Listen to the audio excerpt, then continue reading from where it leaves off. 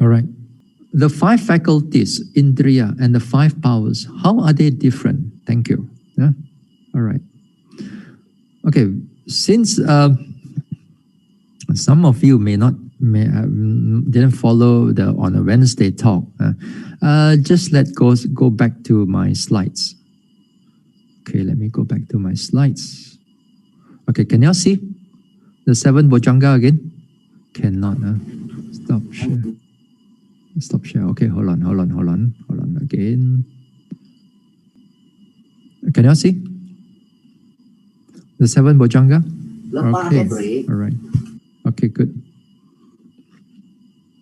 Now, in the five balas and the five powers here, here, as I said, the five bala and the five powers and the five controlling faculties, they have exactly the same component, five of them. Faith here is saddha, effort is viriya, mindfulness sati, concentration is samadhi, and wisdom is panya. Indriya also the same thing. Faith, effort, mindfulness, concentration, and wisdom. They are exactly the same thing. They're exactly the same thing. Now, wait now. Let me go back to this one.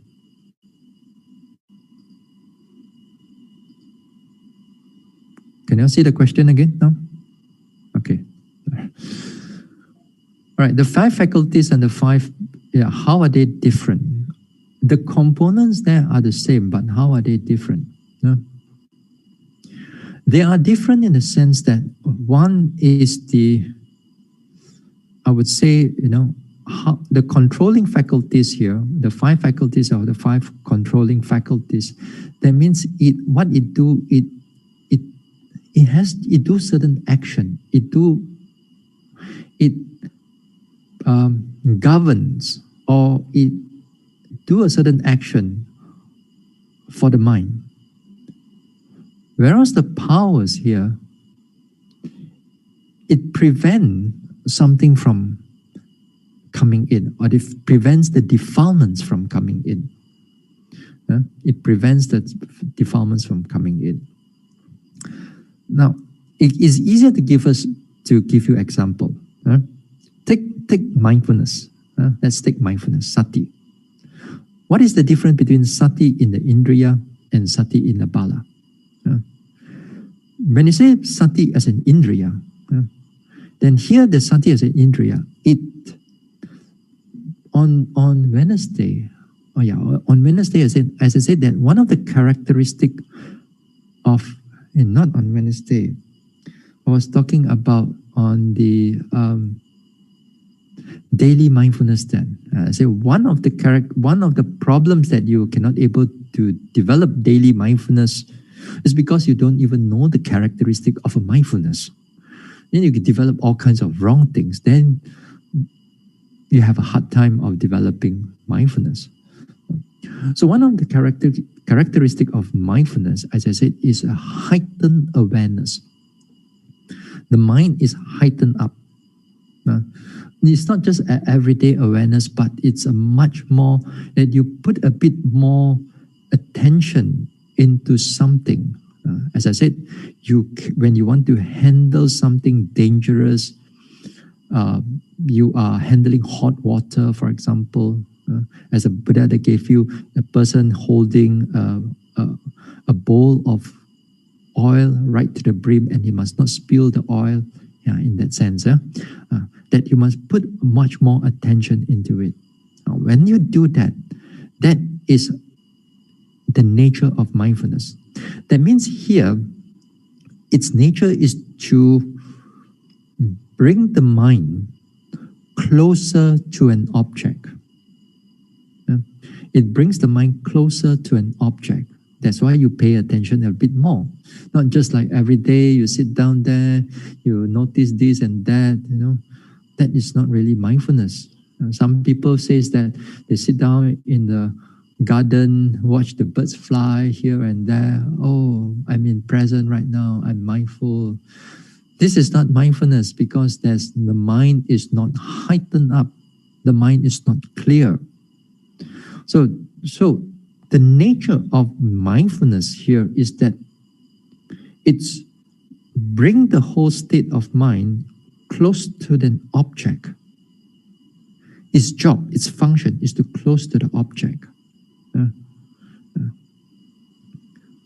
It doesn't scrutinize that particular object. It doesn't concentrate the object. Those concentration belongs to concentration. Scrutinizing belongs to the wisdom. Their function. Mindfulness, its job is just to bring close to the object. But because that when we are meditating, all the five happen simultaneously, But when we are giving a talk, we have to exclude something out first in order for us to see its characteristics. So the mindfulness here is to stay with the object close to it. It stays close to it. So its area, its function or its province or it governs the area of clarity, area of confronting the object, to bring the object near. So that is it's as an Indriya. Whereas as a power, sati as a power, then the sati here, it's cannot be overcome by what we call heedlessness or forgetfulness. Pamada, the Pali word. It cannot be overcome by it. In the sense that, for example, just like the question number 1, you try to meditate, and then when the story comes up, and then you fall into the story. When you fall into the story, that means the mindfulness already stopped. Why the mindfulness stopped? Because the mindfulness is not strong. The defilements, the mental hindrances here, the restless mind here, it already overcomes the mindfulness. That's why we fall into the thoughts and thinking and planning, imagination, and so on. But when that mindfulness is strong as a power, then that time you are paying attention to an object. Let's say from somewhere behind, and then the thought starts to creep in. Then you already know, hey, it's coming in already. By the time you're just aware of that thought, the thought already disappears. That means that the thought right now cannot overcome the mindfulness. It cannot overcome the mindfulness. So that time the mindfulness acts as a power. All right, it acts as a power. So too when we have other like virya. Let's look into virya. We'll look into an example. Then this nature of this virya is to provide energy. Its job is to provide vibrancy to all other associated mental factors. That means it gives the mindfulness to do its function. If there's no energy, the mindfulness pun tak boleh jalan. The mindfulness needs energy. It needs for it to able to do the mindfulness, for it to do the function. Virya, the effort has to provide it. For that wisdom to do its scrutinizing on the object, then the virya also is providing the energy so that the wisdom can able to scrutinize the object. So its function is to do that. Its function is to do that, right? So that when it do that, it acts as an Indriya. Okay, it acts as an Indriya. It governs that area of providing energy.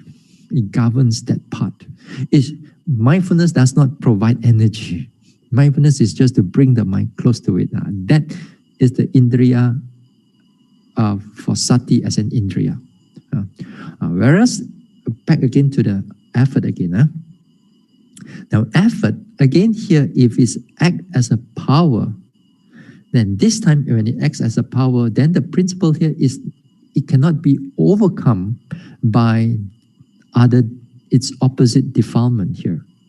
Now the opposite of this virya here is the laziness of the mind, or the sloth and torpor of the mind.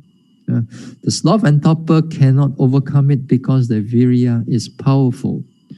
The opposite, and when you have the correct, then the nature of this sloth and torpor here, sloth and torpor is depleting energy, depleting the mental energy.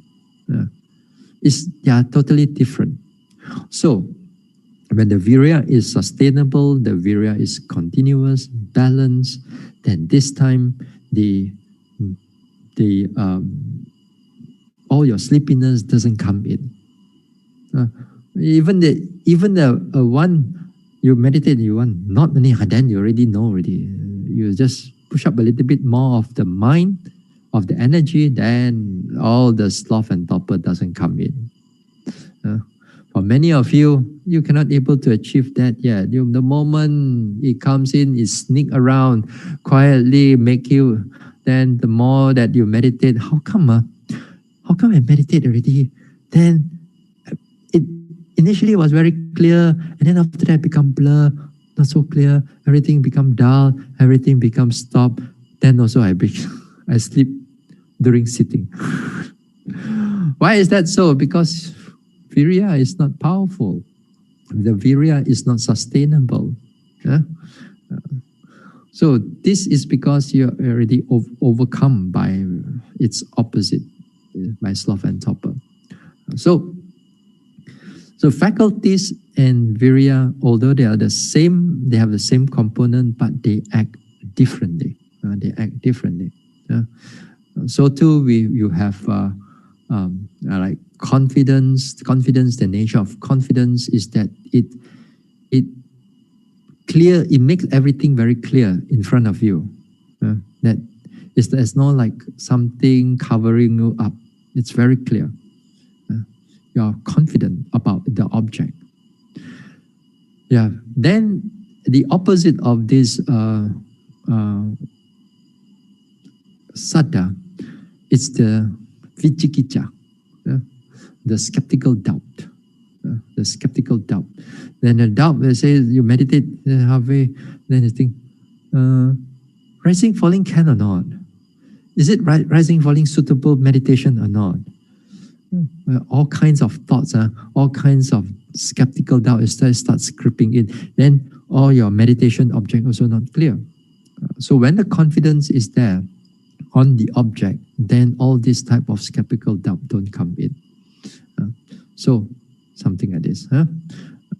And just to go a little bit more on the concentration. Concentration here is the nature of concentration. Its function is to hold them together, hold all the other associate states together so that they are on the object. Now, the opposite side of it is that the mind gets distracted. Distracted in the sense that if the concentration is not strong, easily get distracted. That means you meditate. You meditate. After that, you watch your in-breath, out-breath clearly. Then after that, short while there's a sound there. You hear the sound. Oh, what is it? What type of sound is that? And then you're distracted. Or you're distracted into a bit of thoughts and then you get distracted. A little bit of people walking past, you also get distracted. That means the concentration is weak. So when you have power as a concentration as a power, then it doesn't get distracted. Everything is unified the whole mind is unified onto the object. All the other faculties, they are unified to the object. For wisdom factor, here, as a faculty, again, then its job is to scrutinize. That means that it sees this thing as arising, passing away, long, short, fast, slow, what is going on with those objects. You feel that the hardness is getting more, it's getting less, it's getting this way or that way. Sometimes you notice your pain, this pain, after that it changed to that pain, and then it getting more painful. This is because your wisdom is scrutinizing the whole thing, which is good. Yeah.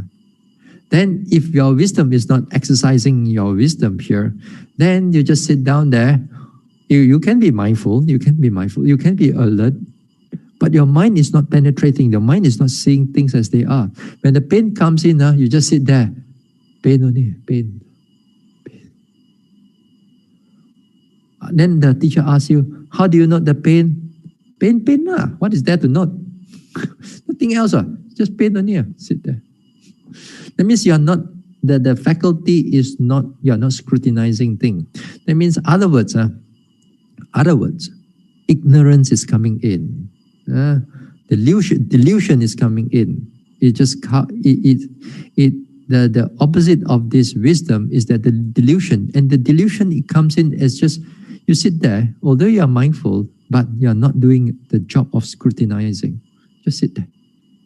So that's why in the retreat, we want you to pay attention and what is going on. You have to describe, you have to see, and we have not just walk up, walk down, not just sit there, feel the breeze passing through, see the birds, see other people.